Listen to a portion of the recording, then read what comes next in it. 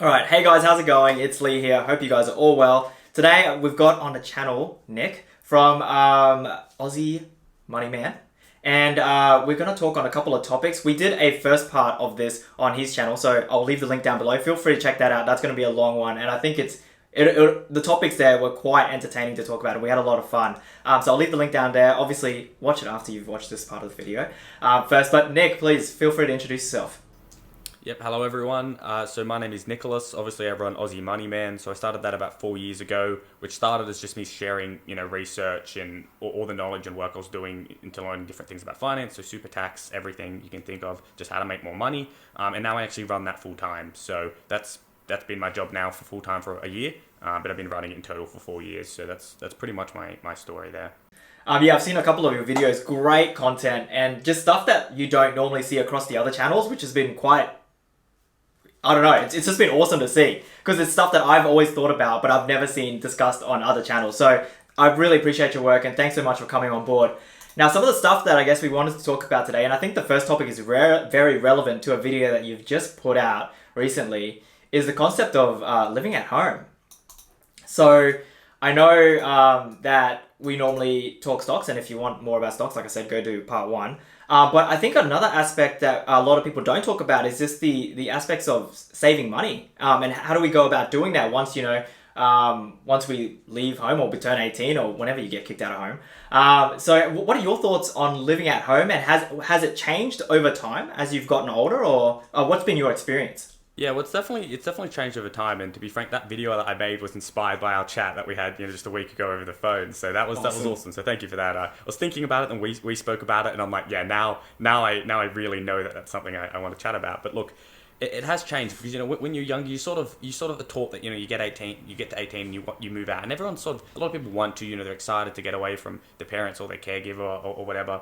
But there's another side of it, which is that there's a lot of people that are feel the pressure to move out, because they don't want to have to tell people that they're still at home. They're almost ashamed of it. It's a negative thing. But when we look at your expenses, and like you mentioned, Lee, the ways to save money, which is how you invest in the stock market or property or get ahead in life, or be able to afford to change jobs or whatever it is that you want to do.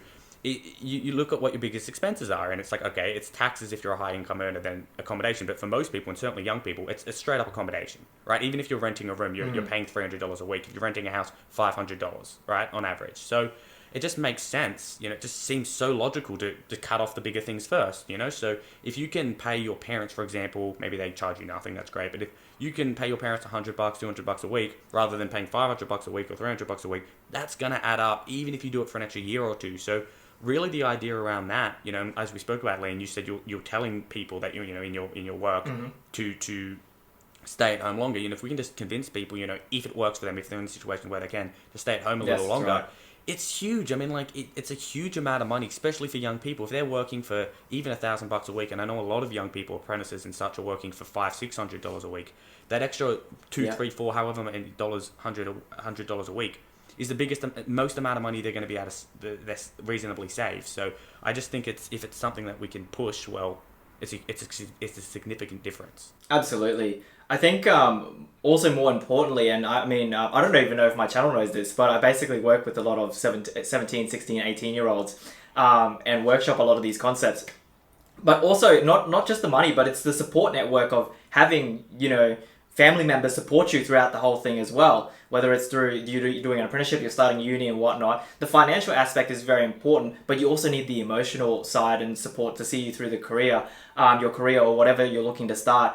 One interesting, really interesting point I've noticed when I talk to people or like young teens who are looking to move out is when they calculate the cost in their head, I think for the most part they just calculate the rent.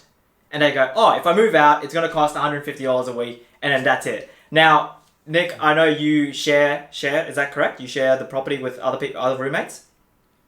Yes. Yes. What's been your experience like? What other costs have you accumulated over time when you initially moved out? Because it's definitely much more than rent. Oh, yeah, absolutely. And I think that's true also for people who buy houses. They often go, oh, here's the mortgage repayments, and then they're great. I mean, there's been calculations I've seen as high as, and this is reasonable, by the way, like reasonable calculations as high as 1% of the property value in maintenance per year. And that is significant if you're someone who's barely, that's just for mortgages, but it applies to rent as well. So let me get back to actually answering your question. Yeah, absolutely. The biggest one is food. People discount food, particularly young people, because they're not so savvy. You know, I used to watch my parents go to Aldi, Coles, and Woolworths and buy all the things on sale. Yes. Young people don't do that. You know, we go to McDonald's and then we get lattes 5 times a week, and you know, you do all that, and then you add the fact you have to buy groceries. Then you're buying, you know, just the usual household things that your parents would usually buy. Everything from toothpaste to you know, stuff to washing liquid to stuff to, you know, wash your clothes with. And all that sort of stuff. All that really does add up, and people discount that because they're so used to this, their parents paying it. And obviously electricity, utilities and all that are massive. Internet and power, all those sorts of things, they add up. And if you're an apprentice, and you know, this was the case for most of my friends when we got out of school, most of them went into trades. That was just sort of the group I was in. Yep. So they're all making, you know, $500 to $700 a week. An extra $50 a week on expenses they didn't expect, and it's usually more than that, matters a lot.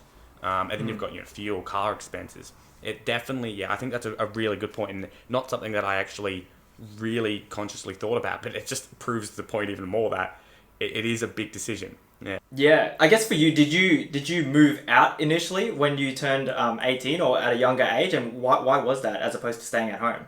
Sure. I actually initially moved out really young, just due to my home situation. It wasn't perfect, but that was I was essentially forced out at that point. I don't recommend leaving home that young. And like you said, particularly at that point, the support network, I mean, not many 15-year-olds are quite, we'll say, mature enough. So there's that. Yeah, but look, later on, you know, the reasons I moved out, to be frank, was literally because I kept getting jobs in different cities. Like, you know, so my family are from the Blue Mountains, Hawkesbury, West Sydney. I went and got a job in Canberra, so I had to move. I got a job in Sydney, so I moved to, you know, Penrith, so it was a bit close. You know, you don't want to drive an hour and a half every day. You're probably seeing the statistics on happiness and travel time. And I saw that and I was like, I'm moving. But look, you know, there's a lot of situations where I don't think I would have if I could avoid it. You know, certainly not. I mean, when I was working that job in Canberra, I knew other people my age or around my age that were living at home, and they were saving an extra $400 a week because of it, which is massive when you're being paid, you know, $1,000 a week at first. So, yeah. And, you know, I should be careful when saying that. I'm not saying $1,000 a week isn't a lot. I mean, most Australians are earning around, I think, $1,100 a week. Absolutely. Yeah, so I want to be clear that, you know, this applies to everyone. But even more so for young people, because, you know, young people they don't have that experience, like I mentioned with that shopping example or going to different servos.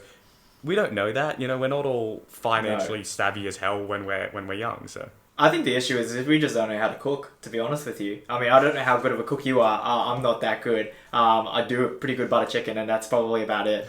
And even then, it's just like can some chicken, mix it together, and I'm done.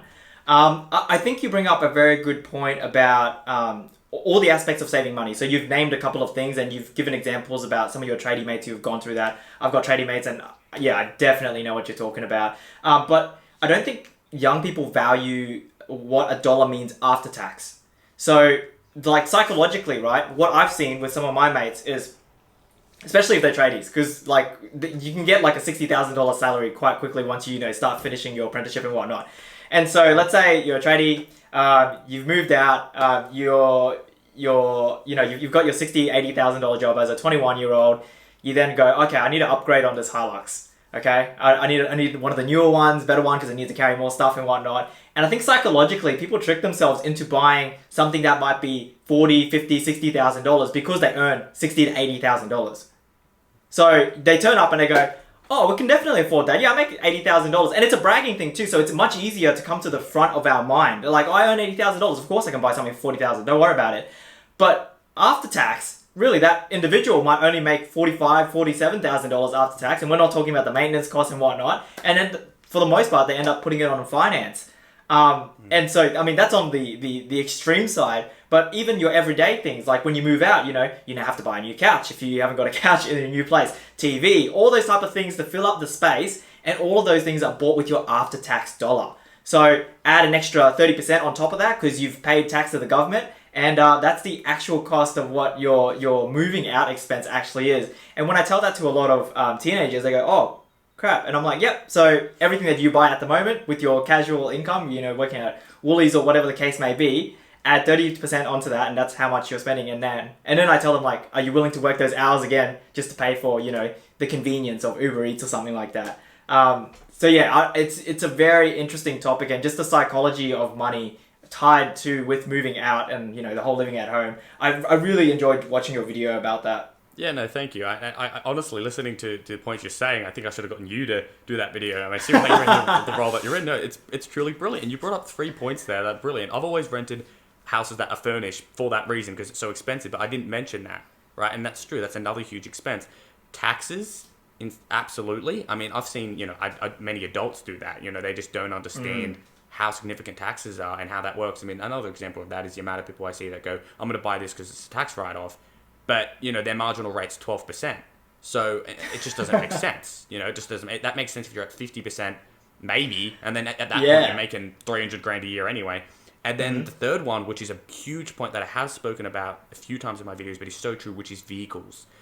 All of my friends, every single one of them have gotten into debt for a vehicle. The biggest one was $70,000. Now, of course, I'm not dissing them. Everyone makes their own decisions. But to be frank, it is a bad financial decision. Right, it is. It's a bad financial decision, and I see that all the time. It's very, very common, you know, 30, 40, 50, 60 grand, and a lot of them realize, you know, 4 or 5 years later, shit, I shouldn't have done that. So the purpose in saying this is not to make you feel bad, just that, you know, if you hear this now, better than hearing it later. And maybe you disagree, that's fine, but it is a huge thing I see, absolutely, is vehicles, yeah. Yeah, well, it's much easier to finance a vehicle than it is to finance a home. And the monthly repayments are a lot smaller, so I think that's how they get you. It's much easier to do. Now, the next topic I wanted to talk about, which is really interesting, and I think we might have differing opinions on this, which is great, by the way, great for debate, is renting versus buying. Now, from what I've seen, you're a big proponent on renting. Can you give me your thought process behind that? And I guess, what are your thoughts on the whole renting and buying? What have you seen? What have, you know, the people within your community been saying? And what are your thoughts? Okay, all right. So this is something I have researched and thought about a hell lot. Like, I've been obsessed with this thought because, again, as a young person who wasn't making a lot of money, accommodation was the biggest expense, like it is for most. So I thought this gets the most concentration, and then it became tax when I started earning more. And that's how people should think, by the way. You know, start with the big things. Then saving 10% on the biggest expense matters a lot more than groceries or fuel. That's $50 a week. So, look, the reason it seems, because I wouldn't say I'm more for renting, but the reason it seems I'm more for renting is that most people are more for buying because of what they've been told. You know, the stigma around, you know, buying is the best thing to do. Renting's dead money, and that investment properties make everyone wealthy, or even just buying your own house makes everyone wealthy. So because of that, it seems like I'm a bit more leading towards the renting side, and that's because I'm trying to combat this huge, gushing flow of pressure. However, getting into the specific points, the reason I like renting personally is because, statistically speaking, especially in Australia, especially if you're Brisbane, Melbourne, somewhere like that, Sydney, it tends to be better to rent on average. Okay, the second reason is if you're young or you're wanting to move, you want to change jobs and all that sort of stuff, having a house is a huge pressure. There's it stops people, it locks you down. It essentially puts, you know, what they call the golden handcuffs on you, right? You know, it's good debt, which is, you know, what I call golden handcuffs. And then, you know, you've got there's a multitude of other reasons, but we can basically essentially just probably summarize it with the fact that when you're buying a house, a lot of people, and I know this isn't the case for everyone, but a lot of people are buying a house purely because they feel like they need to. And this is a big reason why it seems like I'm so much more for renting. They feel pressured into it, so they go and they buy a house, and they don't realize all the negative effects. I mean, I think there was just mid this year, it was like something like 50-60% of young Australians were in mortgage stress, you know, which means they're barely scraping along, maybe they're getting deferrals. So this is all these negative impacts with buying. But, you know, we could talk, I could give you a billion other reasons, and guys, if you are interested, go check out my videos on renting versus buying. But the biggest reason is just the fact that, statistically speaking, on average, it is indeed better to rent. However, there are still many situations where it's better to buy. And Ben Felix, someone I had on my channel just recently, came up with this idea of the 5% rule, which is essentially that if you can rent the property for less than 5% of its value per year, it's probably statistically better to buy. For less than, it's probably statistically better to buy. And that's taking into account all the things, like I mentioned before, like around 0.5% of the value and maintenance costs, or all the other things, unrecoverable costs considered. And that's the reason why I seem like, or I am, I suppose, more for renting. So that's basically my view, but I want to be clear that there are situations it's better to buy. There are situations where I would be like, do not rent here. You know, you're paying way more in rent. You could buy the house for way less and own your home. Yeah. And that's what the argument almost always is. The issue is that more often than not, it's not true. So yeah. Yeah, I think this topic triggers a lot of people, and a lot of people that I'm talking to, and obviously you've had the same experience, and I think we spoke about it over the phone. But it's just the fact that when you tell somebody that they should probably rent instead of buying their own home, you're basically kind of disregarding all the years of time, like experience and whatnot that they've dealt with, maybe as a tenant, having a bad landlord, and also the amount of time and sacrifices that they've put into putting a deposit together to buy their property as well. Yeah. I totally think it's 100% a lifestyle decision. Like money aside, I think that's important. I think if your rent and your mortgage repayments are very similar, like you add insurances and whatnot on top of it, from my own personal experience, you're better off just buying, just because you're going to pay off the principal anyways, unless you think you want to move around. And because, and I think people, when they say rent money is dead money, I think that's totally stupid and wrong. Because what you're paying for is flexibility, and flexibility in itself is an asset. Being able to move and not having that liability attached to you is so important if you're about that. One really important thing that I noticed with this debate also is that when people talk about it, it's 100% just emotionally charged. Yeah. Like, I've never seen somebody say, no, this is why I bought a home, or I bought a home because of this, and then like given me like actual stats or numbers around it. It's always been like, oh well, I've had a bad experience, I want to do this, I want to do that, if I don't want to have to ask somebody else. And I think that's totally valid. From my own personal experience, and we spoke about it over the phone. I mean, my family, we didn't come from a rich family at all. Moved to Australia from Vietnam. And one of the reasons why we were able to have a lot of cash flow to do other things was because my mum bought property, our house, when it was $80,000, like back in the 90s or something like that. And now she'd have a lot of equity in the property. And just because the interest rates went down over time, we had all this extra money to do other things with. And so I've seen the benefits of being mortgage free and not having to pay that overhead, which is one of, I would say most Australians' biggest overhead, and being able to use that cash flow elsewhere. So I think that's from my experiences, one of the main benefits of buying also outside of just having the security of owning your own home.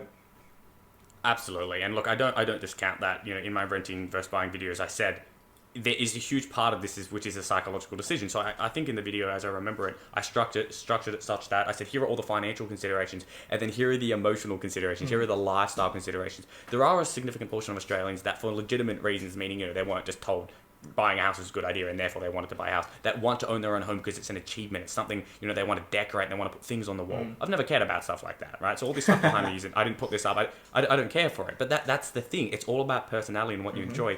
So I agree with that. But one other thing you said, which is I think a good point, is interesting, which is sort of gets to the point of unrecoverable costs, is people think, okay, renting's dead money and that you don't get it back, where all the money you put into your house is there. Well, that's wrong. It's flawed thinking, because all the money you're paying in interest, which is a huge amount of money, that's not going into your house. That's going towards the fact that you've just been handed a huge loan. So there's that, and there's other things to consider as well. But I think, it definitely is for most people an emotional decision, and I think that's fine for themselves. But I think when they choose to discuss it with others, it needs to be a logical decision. You just end up with fights and arguments. I think that renting versus buying video, while it got more likes, I think a good third of them are dislikes from people that are just like, no, don't go against my life decision. And I do get that thinking. I mean, everyone's like that. I'm not going to say I'm not like that. If I work my ass off towards something and you come to tell me that wasn't the best decision, I'm going to be like, well, stuff you, Maybe I won't say it, or I'll try not to. But it is a human instinct. It is a human instinct. So that's a good point. Absolutely. What I also found interesting was I think on one of Brandon's channel, one of Brandon's videos, I think it was a video on like best 7 financial decisions to make in your 20s or something like that. And number 6, I think, was to buy a home. And I think a lot of people were like, oh, okay, that's very interesting. And I remember leaving him a comment like, oh no, I totally agree with you. Like, if you were looking to settle down and have a family and whatnot in your late 20s and da-da-da-da. And he was like, yeah, 100% agree. So the big man himself apparently thinks it's an alright decision to do also in your 20s. So I don't know if he's looking for a home, maybe.